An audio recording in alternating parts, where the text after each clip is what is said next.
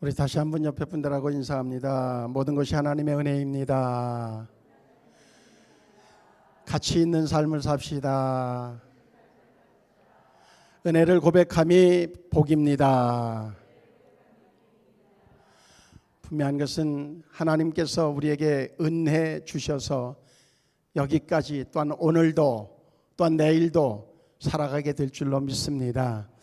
모든 것이 우리의 뜻대로 되어지진 않지만 그러나 우리의 뜻대로 되어지지 않는 것이 때로는 우리가 모르는 하나님의 계획과 하나님의 축복이 숨어 있다고 하는 사실을 우리가 늘 인정하는 삶이기에 우리는 늘 고백할 수 있습니다.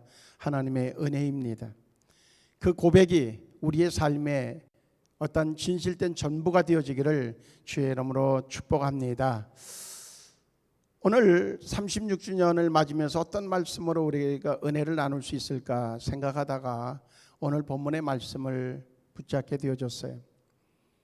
결국은 우리 한 사람 한 사람이 바로 이 바울의 고백처럼 내가 누구냐, 내가 어떠한 존재이기에 내가 어떠한 삶을 살아가야 될 것인지에 대한, 그리고 교회가 무엇이고 그 교회가 또한 주어진 사명이 무엇이고, 그리고 또한 그렇다고 하면 교회의 방향은 어떠한 방향이 되어야 될지에 대한 그러한 명확한 기준점이 오늘 본문의 바울의 고백 속에 있다, 그렇게 생각하게 되어졌습니다. 오늘 본문의 말씀을 현대인의 성경으로 다시 읽어드리면 이렇게 기록되어집니다. 내가 그리스도와 함께 십자가에 못 박혀 죽었으므로 이제는 내가 사는 것이 아니라 내 속에 그리스도께서 사시는 것입니다. 지금 나는 나를 사랑하시고 나를 위해 죽으신 하나님의 아들을 믿는 믿음으로 살고 있습니다 라고 고백하고 있어요. 내가 지금 사는 것은 하나님이 내 안에 계셔서 내가 사는 것이 내가 아니라 그리스도께서 사는, 그리스도를 위하여 사는, 또한 그리스도께서 힘주시는 대로 그 계획하는 대로 살아가는 그러한 존재가 되어졌다고 바울은 고백을 합니다. 이것이 우리 생수 성도들의 모두의 고백이면 우리는 어떠한 형편으로 지금 위치에 있든 상관없이 그 자체가 은혜이고 축복이다, 그런 생각을 가져보게 됩니다.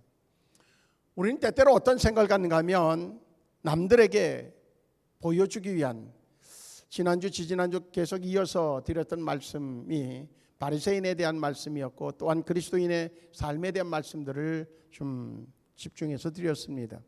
내 뜻대로 되어지지 않을 때에, 내 계획대로 되어지지 않을 때에 우리는 좌절할 것인가, 그것이 아니라 그것이 하나님을 바라보는 기회가 되어지면 하나님께서 계획하신 그 계획이 우리의 삶에 성취되어질 수 있다 하는 말씀을 드렸습니다. 분명한 것은 안 된다고 이야기하는 결론을 가지고 있는 사람에게도 하나님의 은혜가 임하게 되어지면 되는 것으로 바뀌어지는 것이 바로 하나님의 능력입니다. 우리는 그 능력 안에서 사는 삶이 되어야 되겠다 하는 거죠. 언젠가 제가 말씀드렸던 그러한 예화가 하나 있습니다. 그건 뭔가 하면 칠레 북쪽 아타카마 사막이라고 하는 사막이 있는데, 그 사막은 사막 자체라고 하는 이름만 봐도 아주 건조하고 그리고 또한 물길을 찾아볼 수 없는 그러한 곳이 사막으로 연상되어질 수 있죠. 이곳에 비가 내려지는 것이 어느 정도인가 하면 1년 동안 내리는 비의 양이 15mm예요. 뭐 1.5cm 정도 1년 내 내리는 비가 그 양이면 요즘에 뭐 3일 연속 우리나라는 지금 비가 내려지고 있죠. 눈이 내렸는데 눈이 아주 비를 머금은 눈이어서 무게가 대단했나 봐요. 제가 잘 아는 목사님 교회 주차장 앞에 나무가 하나 크게 있었는데 그 눈의 무게에 못 견뎌가지고 나무가 그냥 넘어간 거예요.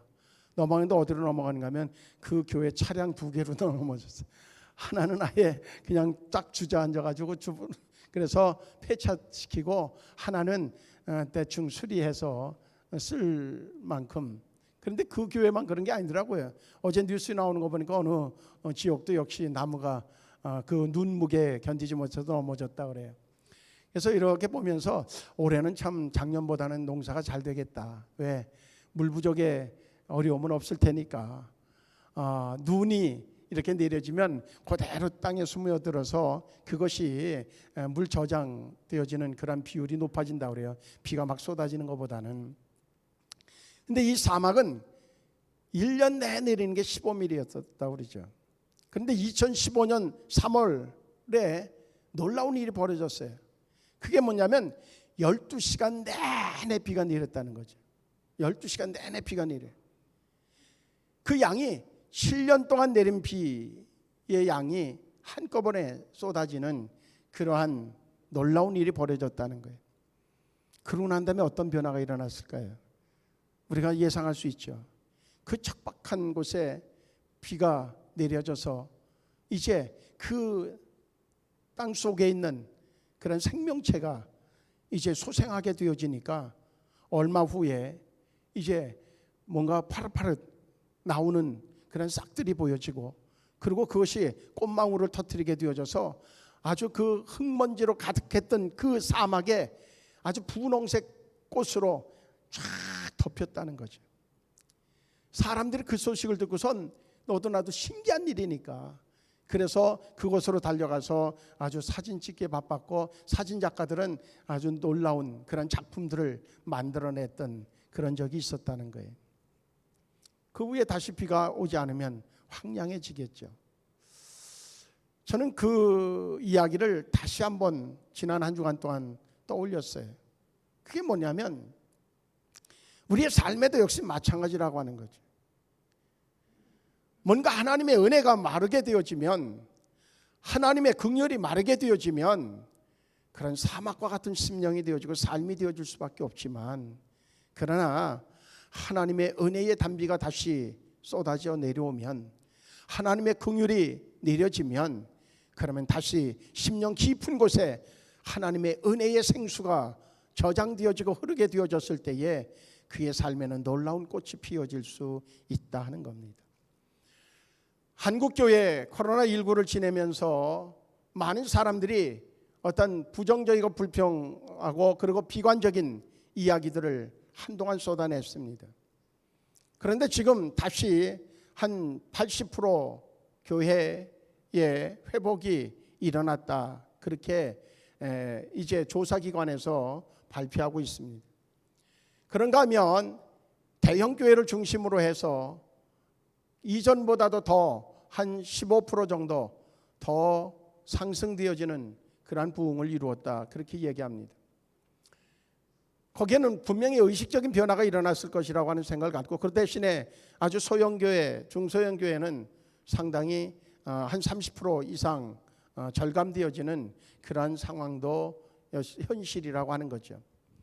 근데 저는 그런 어떤 의식의 변화가 아니라 진정으로 다시 하나님께서 이 땅에 성령의 그 생수를 터쳐주시고, 그리고 은혜의 단비가 내려지면 전체적으로 소생케 되어지는 사막 그 지역이 전체로 분홍빛으로 물들어진 것처럼 마찬가지로 다시 부흥의 역사는 일어나리라고 하는 확신을 갖게 됩니다. 근데 그렇게 되어지기 위해서, 하나님의 은혜의 단비가 내려지기 위해서 필요한 것이 뭘까? 그것은 오늘 본문의 바울의 고백이라고 하는 거죠. 하나님은 어느 사람에게 가까이 오실까?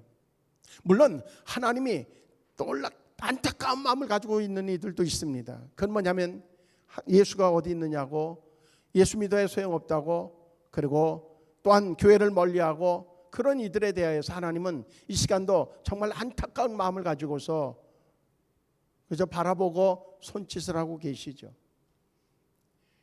근데 진정으로 하나님께서 기쁜 마음으로 축복하시는 이는 누구일까? 그것은 정말 주님 한 분만으로 만족할 수 있다고 고백하고, 그리고 사모하는 마음을 가지고 하나님의 성전에 나의 나 된 것은 하나님의 은혜라고 고백하고, 그와 동시에 지금 내가 사는 것은 내가 아닌 그리스도께서 사신다고 고백하며 매 순간마다 나를 통해서 하나님의 영광이 나타나기를 원하는 그 심령 속에 거하실 뿐만 아니라 그의 삶 가운데 계셔서 놀랍게 하나님의 은혜를 이루어 가실 것이라고 하는 그러한 생각을 저뿐만 아니라 우리 모두는 할 수 있으리라고 여겨집니다. 오늘 그래서 먼저는 창립 36주년을 맞은 생수교회, 우리 교회가 어떠한 모습이 되어야 될까 하는 것이죠. 그래서 오늘 본문의 제목을 그렇게 붙였어요. 우리는 지금. 여기에는 지금의 현주소와 동시에 지금 나는 어떠한 모습으로 이제 36주년을 맞고 그리고 37주년을 향해 갈 것인가 하는 것에 대한 그러한 자기 결단이 오늘 말씀을 통해서 가져야 되겠다 하는 겁니다. 우리는 그리스도인이 아닌 사람들, 안티크리스찬까지 포함해서 그들이 우리를 향해서 쏟아내는 그러한 비난의 소리를 아주 심심치 않게 듣습니다. 교회를 향해서 쏟아내는 그러한 불평의 소리들을 우리는 여러 가지 매체를 통해서 쉽게 접할 수 있습니다. 그때마다 우리는 그들을 향하여서 오히려 역비난을 가할 수도 있습니다. 그러나 우리는 역비난을 할 것이 아니라 과연 내가 그리스도인으로서의 그 자리에 있는가, 내가 정말 교회가 생수교회가 교회로서의 존재 목적이 합당한 교회의 자리에 있는가, 그것을 우리는 먼저 생각할 필요가 있다고 하는 겁니다. 요즘에 의료 대란이 일어났습니다. 의료 대란을 바라보는 시각들은 여러 가지 있을 수 있을 겁니다. 근데 저는 그 의료 대란을 바라보면서 갖는 생각은 한 가지입니다. 의사는 환자 곁을 떠나면 의사가 아니라고 하는 겁니다. 여러 가지 얘기를 할 수 있습니다. 그런데 중요한 것은 어떤 이유가 됐든 의사는 환자 곁을 떠나는 순간 그는 의사가 아니라고 하는 겁니다. 떠나서 자기 주장을 한다고 했을 때 그것은 의사의 직임을 자기 보신을 위하여서 자기의 영달을 위해서 선택한 직업으로 맞춰지기 때문입니다.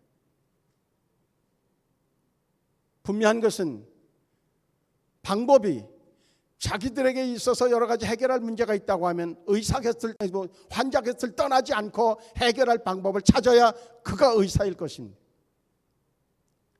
그리스도인도 마찬가지입니다. 교회도 역시 마찬가지입니다.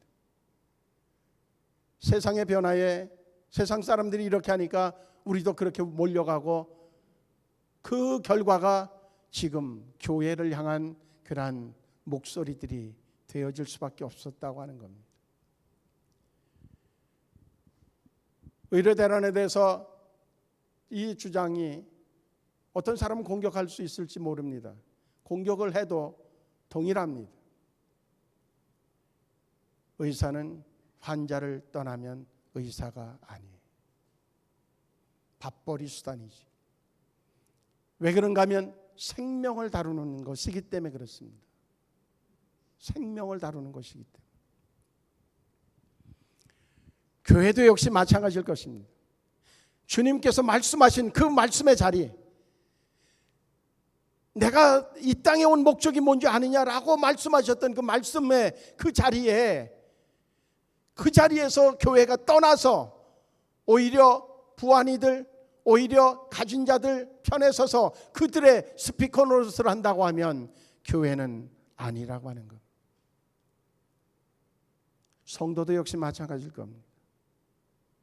누구의 친구가 되어질지에 대한 고민을 해야 됩니다. 많은 사람들이 내가 정말로 업그레이드 되기 위해서는 나보다 나은 사람과 친구가 되어질 때 동시에 내가 업그레이드 될 것이라고 하는 망상 속에 있습니다. 현실이기도 합니다. 그런데 중요한 것은 우리는 분명히 우리의 실력을 있는 대로 닦아야 되는 것은 마땅한 모습입니다.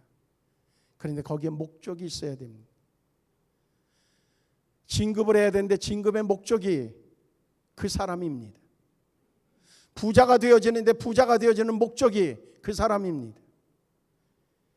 교회가 부흥해야 되는데 부흥해야 되는 목적이 그 교회입니다. 그런데 그것이 하나님의 목적과 반한다고 하면 그 교회는 숫자를 많이 몰아놓는 그러한 광고업체일 뿐이지 교회는 아닐 수 있습니다. 36주년을 맞으면서 우리는 심각하게 그러한 고민들을 해야 되겠다 하는 겁니다. 왜 그런가 하면 올해에 우리는 회복을 넘어서 부흥으로 달려가기를 내세웠고 그것을 반드시 이루기 위해서 여러 가지 방안들을 찾고 있기 때문에, 그런데 그것이 그냥 목표치에 도달하는 수치에 도달이라고 하면 의미가 없을 겁니다. 생수교회 때문에 다른 교회도 욕을 먹을 수밖에 없을 거예요. 근데 그것이 아니라 진정으로 우리들의 목적이 선하고 그 목적에 합당한 그러한 목표에 도달한다고 하면 생수교회를 통하여서 하나님의 영광은 드러날 수밖에 없을 거라고 하는 겁니다. 인도 같은 나라는 자칭 그리스도인이라고 고백하는 인구가 전 인구의 3%뿐이 안 됩니다. 그런데 그 3%뿐이 안 되는 그 사람들이 그 인도 의료 서비스의 3분의 1을 감당하고 있다고 하는 거예요. 한국에도 역시 마찬가지입니다. 일제 치하에 있고 그리고 정말 고통 속에 있을 그때에 한국의 그리스도인의 숫자는 3%였습니다. 그런데 독립을 이루는 데에 주축의 역할을 했고 그 이후에 많은 사람들의 의식을 깨우는 그러한 계몽운동에 앞장섰던 사람들이 바로 3%의 그리스도인들이었습니다. 결국 한국 사회를 뒤바꿔놓은 것이 바로 그리스도인 정신이었다고 하는 사실입니다. 인도의 3분의 1의 의료 서비스를 3% 되어지는 그 그리스도인들이 감당하고 있다고 하는 거예요. 일례로 한생병, 그러면 사람들이 접근하기 힘들어하는 그러한 병으로 우리는 알고 있죠.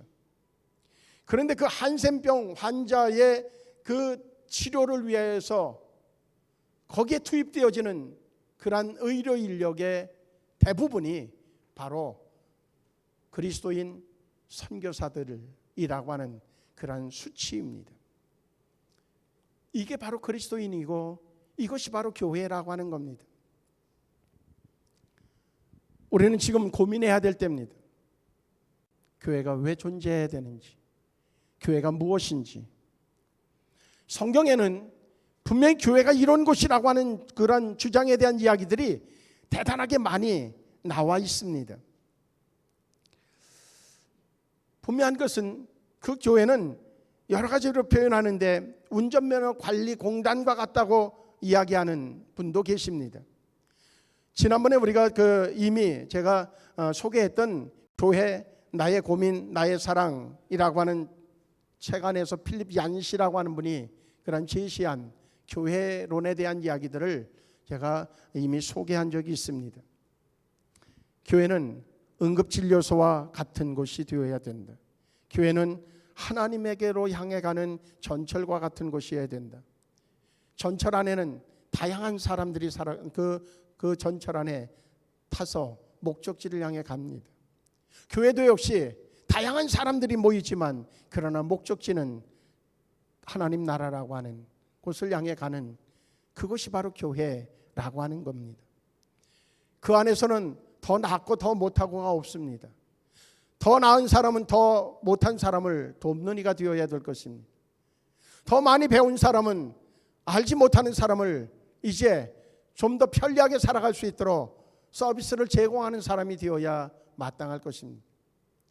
그런데 교회도 역시 계급사회가 되어지고 있는 것, 그것은 결코 옳은 일이 아니라고 하는 겁니다.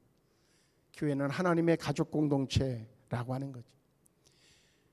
예수님이 신랄하게 비판한 것이 있습니다.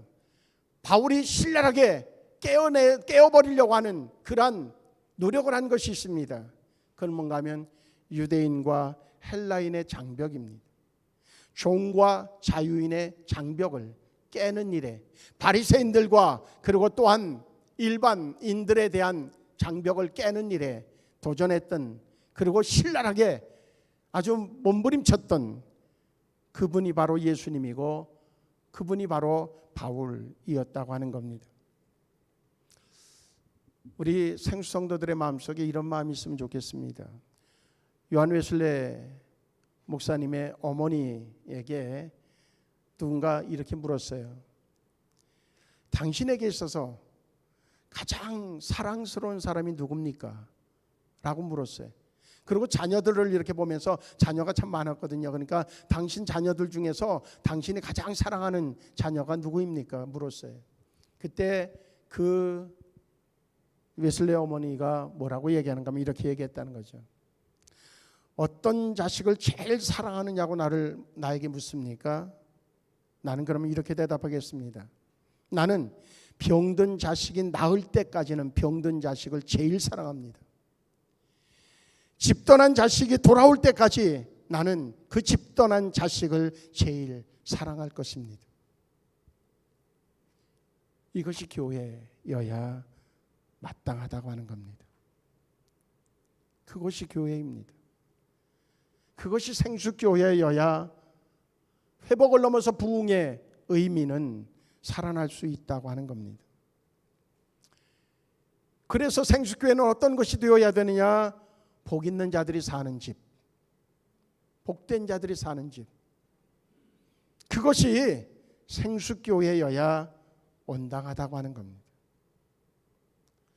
교회는 틀림없이 구원의 방주입니다. 교회를 떠나서는 교부 카프리안이라고 하는 초대 교부는 그렇게 아주 단정적으로 얘기합니다. 교회를 떠나서는 구원이 없다. 그렇게 선언하죠. 요즘에 가나운 성도들이 숫자가 늘어납니다. 그들은 교회가 없어도 된다고 얘기합니다. 믿음으로만 구원함을 얻을 수 있다고 얘기합니다. 믿음으로 구원받았다고 하는 사실은 맞는 얘기입니다. 그러나 저는요, 동물의 왕국을 보면서 아주 처절하게 느끼는 것이 있습니다. 무리들 속에 있을 때는요, 사자도 호랑이도 어쨌든 당해낼 자가 없습니다. 그런데요, 사자도 가끔 동물의 왕국을 보면요, 외따로 떨어져 있을 때에 뭔가 자기 먹고 살기 위해서 먹이를 향해 달려가면, 그러면 거기에 따르는 하이에나 같은 종류의 그런 이들이, 그런 개과죠. 그들이요, 달려들면 사자도 꼼짝 못해요. 무리들과 같이 있을 때는요, 그 사자를 누가 감히, 그런데 혼자 떨어져 다니는 사자도 하이에나에겐, 무리들에게는 꼼짝 못하게 당하더라는 거죠. 저는 교회의 필요성을 여기서 확신합니다. 교회를 떠난 그는, 울타리를 떠난 자기가 아무리 나를 당할 자가 누가 있느냐고, 나는 신앙적으로도 견고하다고 주장하는 이가 있다 할지라도 그는 무리를 떠난 홀로 떠돌아다니는 사자일 수밖에 없습니다. 하이에나를 만나면 그도 역시 죽음을 만날 수밖에 없다 하는 거죠. 분명히 이 시간에도 역시 교회를 떠난 많은 믿음의 사람, 자기는 믿음을 가지고 있기 때문에 하나님을 알고 하나님의 나라를 갈 수 있다고 확신하는 이들이 있다면 그 착각에서 벗어나서 교회로 들어와야 됩니다. 우리는 서로 이렇게 이야기할 수 있어야 돼요. 생수교회가 있다는 사실이 얼마나 내게는 좋은지 모릅니다. 우리 모두가 동일하게 고백해야 되는 고백이 있다고 하면 생수교회가 있다는 사실이 얼마나 든든한지 모릅니다. 생수교회 다닐 수 있다는 것이 얼마나 큰 축복인지 모릅니다. 생수교회에서 우리가 생각하지도 못하던 여러 가지 말씀을 들을 수 있다고 하는 그것이 얼마나 좋은 일인지 모릅니다. 그것이 우리의 고백이 되어졌을 때, 그것이 차츰차츰 많은 사람들에게 전달되어질 때에 분명히 우리는 회복할 것이고 그리고 동시에 부흥을 이루게 될 줄로 믿습니다. 교회는 만남의 장소입니다. 하나님과 만나고 성도들이 만나는 장소, 그것이 교회입니다. 이제 생수교회가 회복을 넘어서 부흥을 이루는 그 일을 위하여서 우리에게 필요한 것이 있습니다.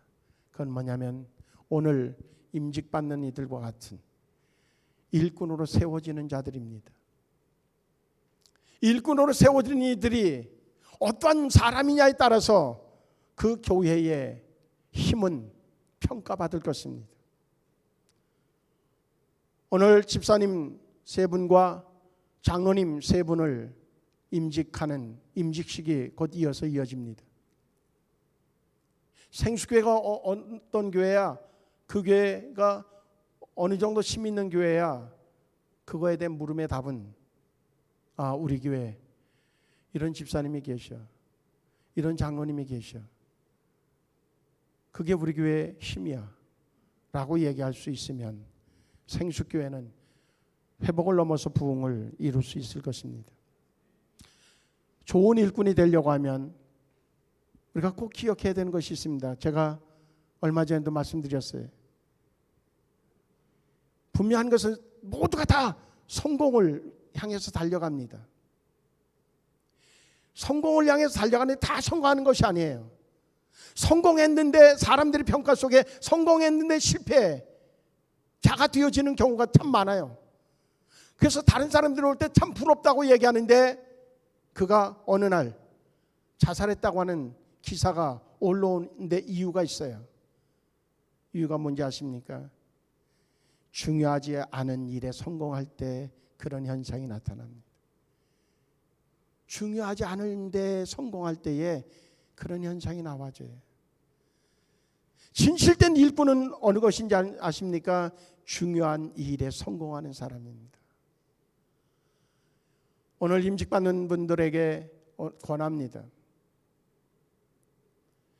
자기가 판단하는 것이 아니라 하나님의 말씀에 판단해 볼 때에 중요하지 않은 것은 빨리 내려놓고 제거하고 그리고 중요한 것을 붙잡는 그것이 바로 진실된 일꾼이 되어지는 비결이고 또한 동시에 주변에서 박수 쳐줄 수 있는 그러한 삶이 되어줄 수 있다고 하는 겁니다.